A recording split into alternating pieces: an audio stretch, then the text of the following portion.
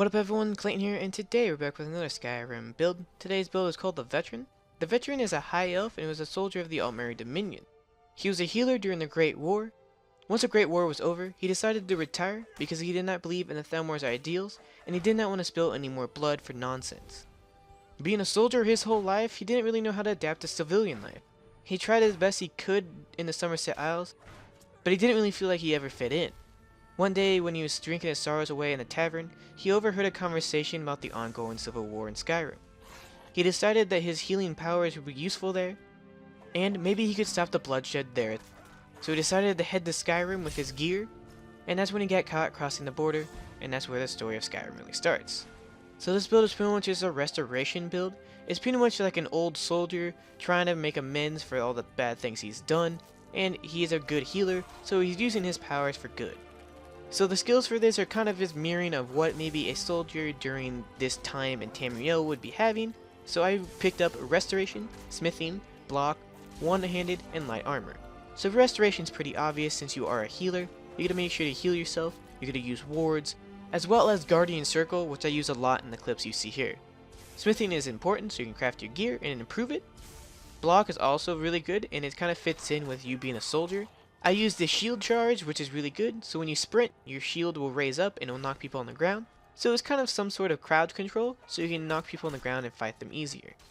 One-handed is your main damaging ability, and you'll be switching from dual wield and using a sword and shield, so make sure to pick up the dual wield perks if you can.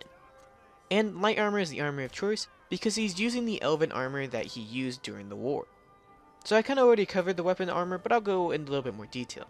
So for the armor, I use the elven armor, but for the headpiece I'd use to circulate because I do not really like the elven helmet. For the weapons, I actually use elven maces because I think it kind of fits more for a healer, and it kind of reminds me of a paladin build. So for the spells, pretty much what you want to do is have a healing spell, you want to have a ward spell, and like I said earlier, I use the Guardian Circle spell, which is really cool. Pretty much what it does is that undead till up to level 35 entering a circle will flee, and the caster heals 20 points per second when you're inside of it. So it's pretty much just like a constant heal that you can put on the ground, but it is a master level spell, so it's going to take a very long time to be able to get it. Also, if you have the restoration spells from the Dawnguard DLC, such as Vampire Bane or Stendarr's Aura, this could work really well against fighting undead. So we'll really talk about the gameplay now and kind of what this build does when it fights. So pretty much what I want to do if I get into a big fight, I want to put down Guardian Circle, even if I'm not fighting undead. Pretty much if you stand in this, it will be a constant heal, so you just want to stand in it, make people come to you, and this is when you can decide if you want to use your dual wield or if you want to use your shield. If you're fighting a tough enemy, the shield will work very well, and you can always shield charge them down, so that way you can dual wield them and get some power attacks on. Using the shield will give you more armor, and it'll make you a little bit more tanky, so you just kind of have to make sure to use it accordingly. I played this build quite a bit today, and I really enjoyed it, so hope you guys do too. One more thing before we get out of here is the standing stone that you want to be using. I always use the Lord Stone because it gives you more armor and magic resist, which is really important if you want to stay alive. And this build is pretty good at that. If you use a lot of restoration skills, you might stay alive a little bit easier. But anyways, hope you guys enjoyed this video. If you guys did, make sure to leave a like on it and subscribe for more.